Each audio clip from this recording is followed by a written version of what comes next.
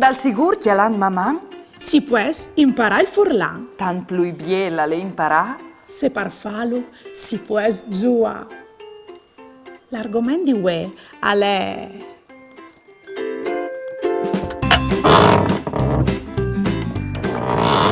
lezione di ue si intitola I mes.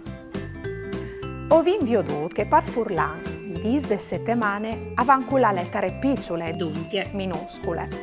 Ma sapevo c'è molto che si scrive i noms dei mes? Per furlan, i noms dei mes avan sempre con la lettera maiuscole. I noms dai mes de l'any són genar, febrar,